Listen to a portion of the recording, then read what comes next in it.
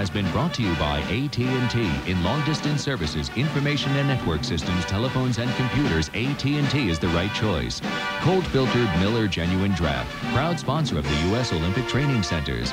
Dodge Cars and Trucks. When it's gotta be right, it's gotta be a Dodge. And Team Xerox, world leader in document processing. We document the world. This has been a presentation of ABC Sports. A promotional fee has been paid to ABC by American Airlines, a proud sponsor of the ABC telecast of the 1988 Winter Olympics. Cousin, hurry up, we got to pack. Pack? For what? I just got the news. We're moving to Friday night. Valky, we're not moving. We're not? No, they're moving our show to Friday night, but we're staying right here in Chicago. Wait a minute. We're staying right here in our apartment? Right. But Perfect Strangers is moving to Friday night? That's right. Now, do you understand? Well, of course I do. Don't be ridiculous. Good. Question. How are they moving this whole apartment building to Friday night? They have a big truck. It's a new night for Perfect Strangers. Next up on the Eyewitness News Update, another TV evangelist is forced to step down, at least temporarily, from the pulpit. Jimmy Swaggart is accused of sexual misconduct. Here in the Twin Cities, we visit an Assemblies of God church to see what they have to say about the Swaggart incident. Lou Harvin brings us that story. Plus, we'll give you the news you need to know to help you decide on a Democrat to vote for if you are planning on taking part in the Democrats' caucuses on Tuesday. Pat Milan brings us the second part of his special report on the men running for president. We'll have these stories and much more coming up next. And, of course, lots of reports from Calgary and the Winter Olympics next on The Update. It has to be exposed. It has to be rooted out. Those are the words the TV evangelist Jimmy Swaggart used when he helped drive Jim and Tammy Baker from their television ministry. Now he, too, Swaggart, has been forced to resign. Good evening, everyone. It came this morning at Swaggart's church in Baton Rouge, Louisiana. He says he's stepping aside while Assemblies of God officials investigate allegations of sexual misconduct against Swaggart. A rival Louisiana preacher claims that Swaggart was seen with a prostitute. Now, while members of the Assemblies of God Church in Louisiana say that they will wait and see about this, members of one Minnesota congregation say they believe it was the right thing to do. And Lou Harvin shows us what some of them have to say. Those who attended services here at the Assembly of God Church in Brooklyn Park Sunday morning were not aware Jimmy Swaggart at the same time was announcing he would stop preaching until further notice. Later, Pastor Dave, a 20-year Assembly of God member in the Twin Cities, told me he believes Swaggart had no other choice. I think people have a right to expect something over and above and beyond.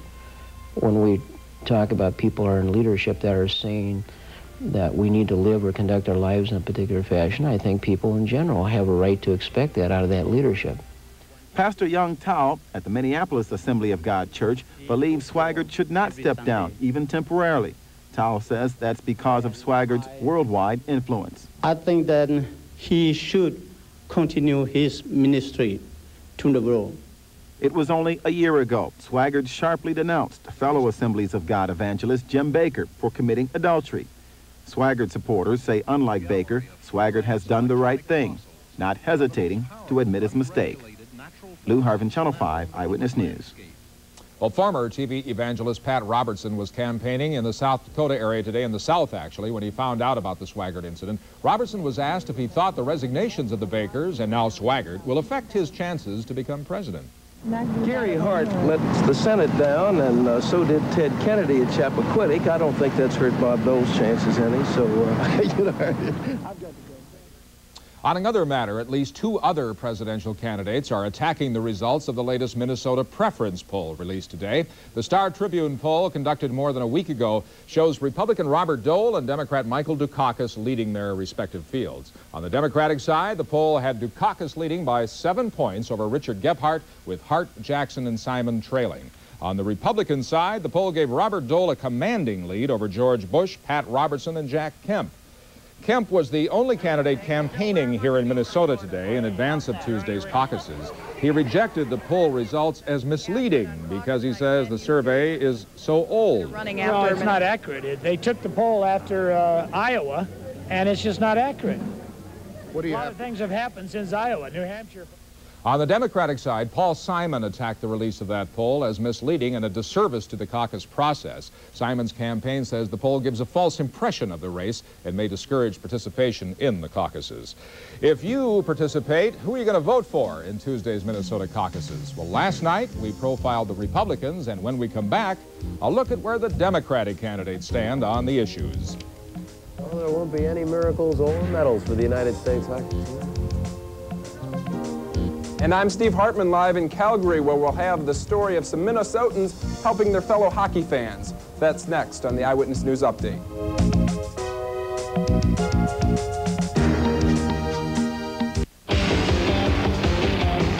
Introducing the all-new Oldsmobile Cutlass Supreme. Four-wheel disc brakes, a multi-port fuel-injected V6 engine, four-wheel independent suspension, an aerodynamic styling even the wind can't resist. In short, the new Cutlass Supreme is not your father's Oldsmobile.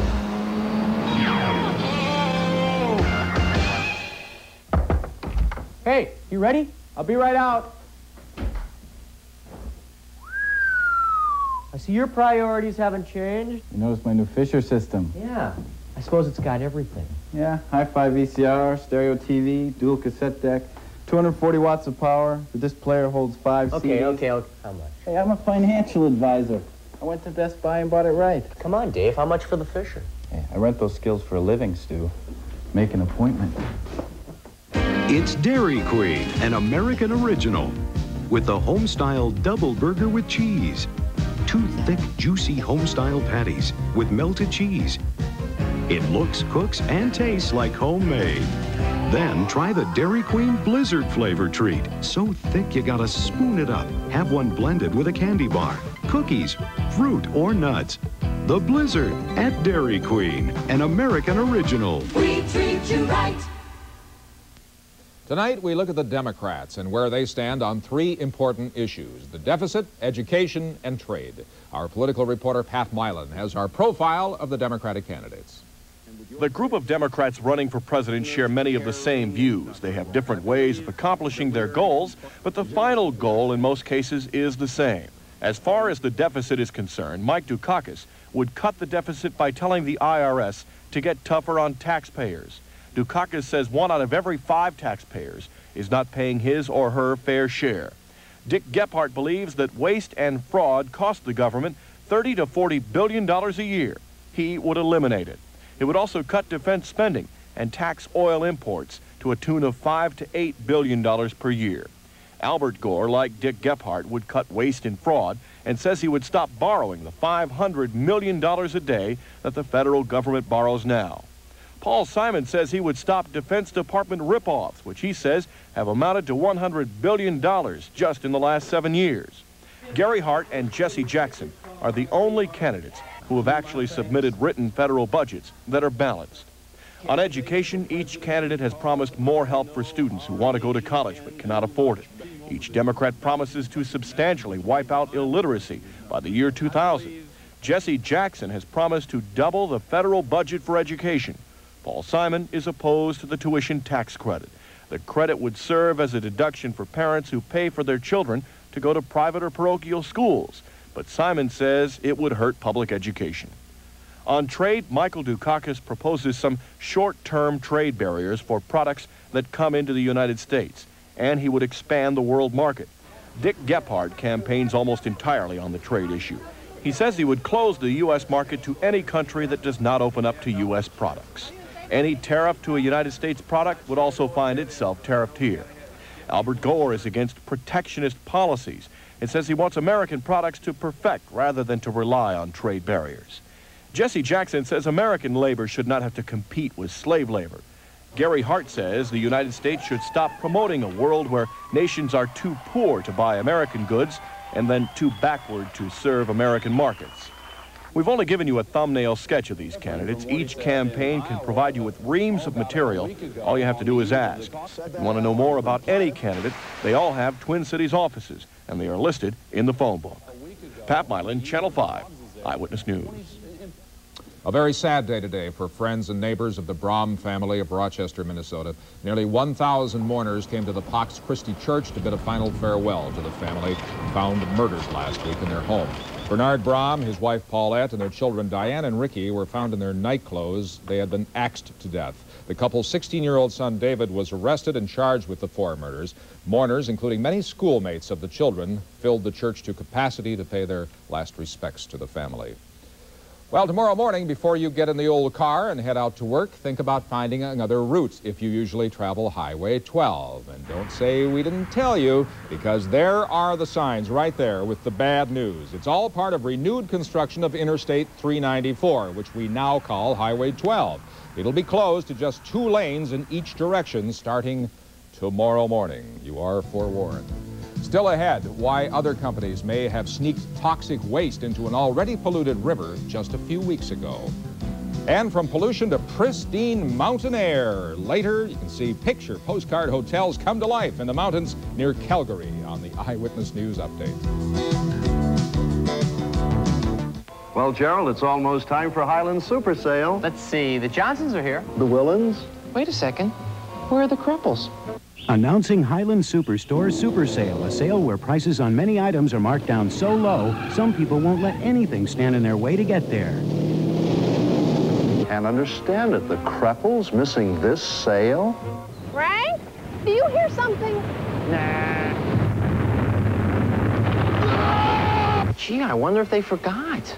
Right now, the Sanyo Dual Cassette Deck with high-speed dubbing and free starter kit is just $99, and the Sanyo Countertop Microwave Oven with automatic timer is just $69. So no matter how you get there, get there. Gerald, we can't wait any longer. Mr. Kreppel! But where's Mrs. Kreppel? Highland Superstore Super Sale now through Wednesday. Honey, the microwaves are over here, see? Escape the day's pressures. Fill your nights with pleasure. Take an overnight vacation tonight, every night on a Sun Valley waterbed. Right now, you'll find overnight vacation sale tickets on the hot black lacquer Spectra, just $449. Save $100 on the Visions Wall system, now $699. Take an overnight vacation In a Sun Valley waterbed. I'm Steve Edelman. I'm Sharon Anderson. Coming up this week on Good Company, on Monday, we're going to take you to Long Beach, California for a tour of the Spruce Goose, a $25 million plane that only flew once. And on Tuesday, find out why winter can get you down and what doctors advise you should do about it. And on Wednesday, we'll go to Colorado Springs to visit with Olympic hopeful Jill Trenery from Minnesota before she skates for the gold in Calgary. And on Thursday, it's a special hour as we cruise to the Mexican Riviera on the Star Dancer. Join us at 3. Last month, thousands of gallons of diesel oil poured from a ruptured tank and flowed into the river surrounding Pittsburgh.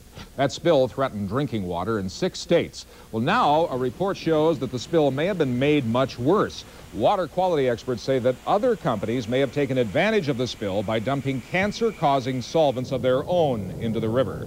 Experts say the newly dumped chemicals are more dangerous than the diesel fuel. A water quality manager says that identifying the companies that may have dumped the chemicals is probably nigh well impossible. Well, there are water problems to the south of us, namely in Latin America right now. Yes, that's true. They've had some very heavy thunderstorms across South America. Now, topping the weather headlines in the southern hemisphere, heavy rains have continued at Rio de Janeiro, Brazil, prompting quite a few landslides. At least 48 people have been killed, and the death toll is expected to top 100. Rescuers have had to use surfboards to reach submerged cars and homes. The forecast is for more rain tomorrow. Some have already decided to leave, taking only a few possessions and traveling rather light. Now, there's been some minor flooding by comparison over the southeastern corner of the country. There has been 5 to 7 inches of rain over the last couple of days over portions of the Florida Panhandle and southwestern Georgia. Now, those are beginning to dry out as the weather conditions continue to improve. However, Out to the west of us, very high winds, and warnings are out from Montana all the way through Colorado for 60 to 80 mile an hour wind gusts. Those high wind warnings in effect until tomorrow morning. 76 mile an hour wind gusts at Cody, Wyoming, 70 miles an hour this afternoon at Boulder, Colorado. They've had some power outages reported, as well as downed trees and some property damage through Montana and Wyoming. Well, now we have rather windy conditions ourselves, not quite so windy, but still out of the southwest, 15 to 25 miles an hour overnight, and variable clouds steady to rising temperatures. It'll stay in the 30s tonight, in fact, probably above that freezing mark. Waking up, we'll have 34 degrees tomorrow and partly cloudy skies. Then the rest of the day, we can expect variable cloudiness again. Afternoon snow showers with the highs for the day 36 to 41 degrees. Right now, we have cloudy skies, and the temperature has hit 40 degrees currently, and the dew point is up there around 31. We take a look at the skyline there at Calgary. They have about 32 degrees at the moment, still rather windy as well. Now, our winds are out of the south at 17 miles an hour. We have a humidity of 85%, and the pressure continues to fall rather rapidly. The high for the day was 40 degrees, that after a start early this morning of near zero. In fact, the temperatures across the metro area range from just above 0 to 17 below in parts of western Wisconsin. No precipitation. Now, we have a warm front on the way through the upper Midwest, that coming through here tonight rather rapidly with rather gusty winds, and the temperatures will continue on the mild side. But by tomorrow, a Pacific front will have moved through here before any of us wake up in the morning, and the temperatures will continue mild, but that is followed by an Arctic front bringing some much colder air. That Arctic front through here in the evening hours tomorrow. We'll feel the effects of that during the day on Tuesday. For northern Minnesota tomorrow, they are expecting some light snow, rather windy conditions and temperatures in the 20s. For the southern half of the state, a few snow showers and in the 30s. And for western Wisconsin, a few sprinkles and flurries possible. Those highs will be in the upper 30s to near 40 degrees. Looking ahead over the next few days, we can expect partly sunny skies on Tuesday, highs only in the teens. There's the effect of that Arctic front. Partly cloudy on Wednesday and Thursday, colder still. In fact, at the end of the, well, middle to the end of the week, the temperatures will be a little below normal for this time of year. Yeah. What's the temperature right down here? 40 right 40. now. Wow, we're better off than Calgary right now. Yes, we are. We are. Good for us. Yeah. Thank you, Karen. Well, speaking of Calgary and the rest of it, the reason we've brought you so much live Calgary coverage is so you can see how Minnesotans play such a large role in these winter games. Steve Hartman is in Calgary right now with a wonderful story tonight of the Minnesotan spirit of giving. Steve? A lot of giving and taking tonight. We saw dozens of these ticket scalpers outside the Saddle Dome tonight. $25 tickets selling for $100 and up. Can you believe that? This was a do-or-die game for the U.S., and a lot of people wanted to see it, including some determined U of M students. Need tickets. Got extra ones over here? Just a couple of poor Minnesota students amidst a school of sharks. Ticket scalpers who illegally buy and sell tickets for outrageous prices. Paul Kleininen and Steve Lutman admit they don't belong here. They just don't have enough money to play this kind of game. We're going to give it a try. Maybe we'll find that one person that's got one extra that, you know, gives it away for 40 bucks before anybody else finds them, so it's worth it. Not likely. But they tried and tried as prices climbed higher and higher. Until... You take them? 40 bucks? 40? Yes, take them. Okay, we'll take them. 2,000 miles from home, and Steve and Paul managed to find a Minnesotan willing to help. Casey Pfluger of Red Wing had a couple extra. They're from Minnesota. They're looking for tickets. Figured I'd help them out. What a good guy. Yeah, gee, I agree. I'll hold back in town. Hey, my buddies Steve and Paul get inside while hundreds of other folks get stuck out in the cold. Anyway, Mark Stevens, what kind of game did my U of M buddies see tonight? They may want a money-back guarantee on that because it wasn't a good night for the United States. There'll be no medal for them in these games. We'll have complete highlights of that game coming up for you next, live from Calgary.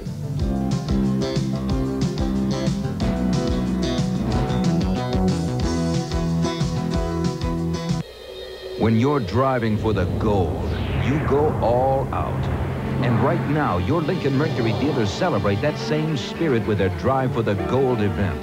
An all-out effort to win your business with up to $1,000 customer cash on select models. The aerodynamic Mercury Sable, the sleek Mercury Cougar, the sporty Mercury Topaz, and other great values. Drive for the gold. See your Lincoln Mercury dealer today. I'm so happy today. What you need from a radio station changes depending on when it is. where you're headed, or what you're doing. And through the different times of your day and the different places you have to stay, there's one radio station to turn to every step of the way. KS95 FM, the #1 music station under the sun, is 95 and sunny all day long.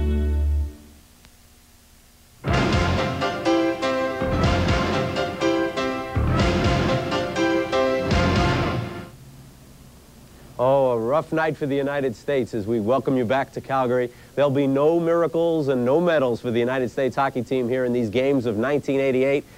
Their hopes completely put on ice tonight by the West German hockey team as the U.S. offense was completely iced by those West Germans. 4-1 the final score tonight at the Saddle Dome, completely eliminating any chance of the United States advancing to the medal rounds of these games. Let's look at the highlights from tonight's game, and it was a rough start for the U.S. hockey team tonight. First period, the Germans on a 2-on-1 break. Garrett Tretzka to Peter Hagen. He gets the goal. West Germany had an early 1-0 lead. Still in the first period, though, the Germans will get a penalty shot. And watch, after a defenseman threw his stick, Mike Ritker, though, the big save there. The score was 1-0. Late in the first, West Germany strikes again. Peter Dreisenthal the shot. Ron Fisher gets the rebound, though. That made it 2-0, and the U.S. had its work completely cut out for them. It was 3-0 when they finally got on the board. Scotty Fusco gets the goal, made it 3-1, but that is as close as they were going to get. Final score again tonight, 4-1, completely ending any hopes of the United States moving on to the medal round. Channel 5's Rob Lear was at that game tonight at the Saddle Dome, and Robbie, all of the United States offense, which was so powerful earlier in the tournament, completely missing tonight. That's really the story here tonight, Mark. You know, this is a giant step backwards for the U.S. hockey program. It marks only the second time in Olympic hockey history that the United States has lost to West Germany. And there were really no match tonight for the West Germans, who have been the surprise team in this tournament. You talked about the lack of offense on the U.S., and it was some real sloppy play on defense that allowed West Germany to get on the board, and after that they played a lot of puck control, and, well, they took it from there. Well, moments ago I talked to some of the U.S. players about this disappointing performance in the tournament. I think there's always some fingers being pointed. There's always talk of politics, and this person should have been a team, and that person should have been a team, and he shouldn't have been cut. And so I don't think there's going to be any new fingers pointing. I think that's always going on, but you may hear more of it after these games right away. I think we had the best team that the U.S. could put together out there. I think that we could have beat the Canada Cup team that we had back in September. I just think it was a matter of mental mistakes and not coming through when we needed to. The best finish the U.S. can hope for in this tournament is now 7th place. That's a long, far cry back from what happened back in 1980 when they called winning a gold medal a miracle on ice. Now, all of a sudden, after back-to-back disappointments in Olympic performances, you can bet the finger-pointing will start all over again, and there'll be some second-guessings whether or not professionals should be allowed to play in these Olympic Games. Mark? Okay, Rob, good point. Remember, a couple of the teams had professionals. In fact, West Germany's goalie tonight, a former New Jersey Devil. So here's the way the hockey round, the medal round, finally sets up for things. No United States here. In the B pool, it's West Germany, Czechoslovakia, and the Soviet Union. In the A pool, Canada and Sweden have made it in. The final team in that pool will either be Finland or Switzerland. One other Olympic hockey note, Poland's top player, Jaroslav Morawicki, the first player banned from these games because of an illegal substance. He tested positive this morning for steroid use. So he's the first player who comes out of the competition here in Calgary. Now, after a gold and silver strike last night for the United States, it was back to a very quiet medal front for them today. Not a good day. The closest to a medal today, Eric Flame. Of course, Eric won the silver medal in the 1,500-meter speed skating event last night. Today, Flame got off to a fast start in the men's 10,000, but tired towards the end. He ended up 4th, just 5 seconds away from the bronze. Thomas Gustafsson of Sweden won the gold medal and set a world record in the process. It was his second gold medal of the Games. Out at Nikiska today, another medal for France's Frank Picard. He won the gold this morning in the men's supergiant slalom. It was France's first alpine gold since Jean-Claude Killy in 1968. Anita Wachter of Austria won the women's combined event. There was a scary moment today in freestyle skiing. It's a demonstration sport in these Olympics. Not a good demonstration by Maria Quinta of Colorado. She failed to negotiate that triple somersault, crashed to the ground. She laid motionless there for several minutes before finally getting up and walking away. She was treated with a minor concussion. I'll tell you, so far, the wind, which caused the problem there, well, wind is being grouped in with a couple of other four-letter words up here for what it has done to the competition, completely blowing off the ski jumping once again today. So the United States ski jumping team had to try something else to spend their time. The U.S. team hit the links. Can you believe it? The Winter Olympics, these guys are playing golf. They didn't escape the winds, though, but I'm sure they would rather have their tee shots blown around than their long jumps. Hopefully they can get back to the business of jumping tomorrow. Now, they tried to get the bobsleigh in today. In fact, they started the two-man competition. This is now the world-famous Jamaican bobsled team in action. Notice they had a pretty rough ride, but so did all of the early competitors today. The reason? That wind. They called off the remainder of round one. And again, they will try and get that in tomorrow. Back on the home front, it was a good night for the Strikers as they continued to ride on top of things in the MISL Eastern Division. Over 13,000 fans on hand today as the Strikers beat Chicago. The final score there was 6-5. Now, just for the record, the Soviets lead things here in overall medals here with 16. The United States has just 3. So when we come back, Catherine Smith has the story for you of some gorgeous places to stay if you ever make it the Banff way when she looks at the grand hotels near Calgary. That's all next. Good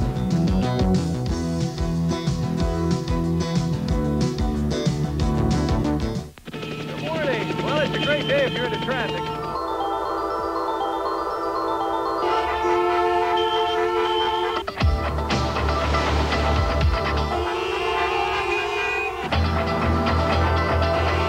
Introducing the all-new Oldsmobile Cutlass Supreme. Once you've driven it, everything else is just traffic. I'm Bob Bruce, and coming up all this week on Twin Cities Live. On Monday, it's Life with Art Linkletter. Tuesday, Lana Turner's daughter, Cheryl Crane, tells the real story of her real-life scandal. Wednesday, undercover decoys who are trying to bust prostitution in the Twin Cities. Thursday, single people who have affairs with married people. And on Friday, one couple who videotaped their babysitter abusing their child. That's all this week on Twin Cities Live, weekday mornings at 9 on Channel 5.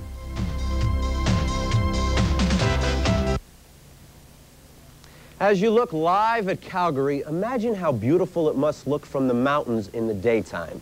You know, tourism brochures of Western Canada always include pictures of those Western Rockies, but there are a couple of other sites that are always included as well. As Catherine Smith tells us, chances are you probably haven't heard of these places, but there's a good chance you've seen them.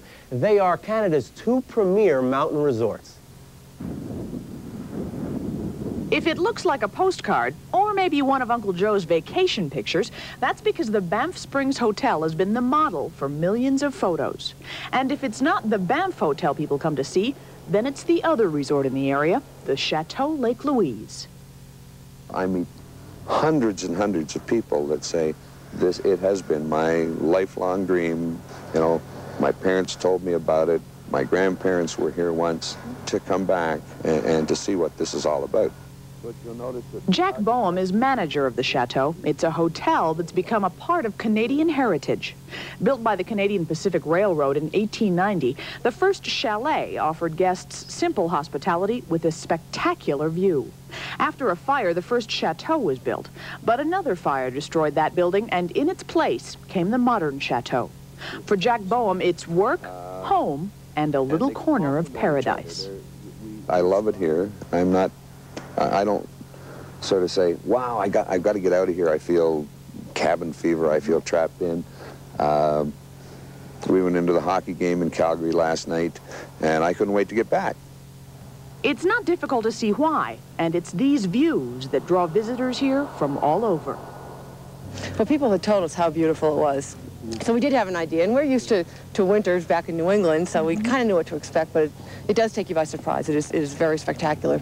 Driving up from Calgary, which is in the plains area, there's no snow, and all the fields are brown, and then all of a sudden you come up here and it's just so totally different. It's just beautiful. Yeah. Just beautiful. Oh, the city of Calgary is beautiful, but it's a nice change to get away out in those mountains. Another lovely day here in Calgary. Stan, back to you. Oh, how sweet it looks. Thank you very much, Mark, and thank you for joining us. We'll see you tomorrow night. Bye-bye.